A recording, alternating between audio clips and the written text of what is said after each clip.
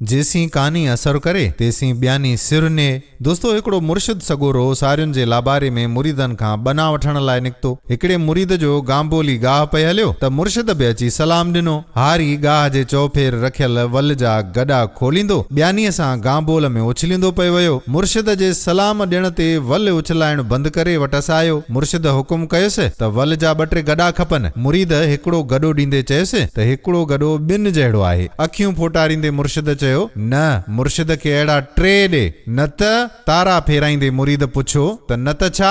पिट पाराते खां ड्रिजारींदे मुर्शिद चयुसि न त कानी अहिड़ी ईंदई जो गडो न बचंदई नाले काण। हारीअ ॿिए हथड़ी ब्यानी ओलारींदे मुर्शिद खे चयो त खणो अथई त खण, न त अचई थी ब्यानी, तुंहिंजी कानीअ खां ड्रिजां थो छा। मुरीद जा तेवर ॾिसंदे मुर्शिद ॾिनो खुड़ियुनि ते ज़ोर। गांबोल वारे हमराह गाह झले ईअं चयो त जेसी कानी असर करे तेसी ब्यानी सिर ने। मतलब त पिट पाराते या दुआ खां अॻु बाठो कम करे थो। पिट पारातो घुसी सघे थो, मोचड़ो की न घुसे। कानीअ खां ब्यानी तिखी, कानी कम न करे ब्यानी कम करे। दोस्तों इन बारे में अवां छा पिया चओ कमेंट सेक्शन में जरूर ॿुधाइजो ऐं वीडियो खे शेयर भी कजो।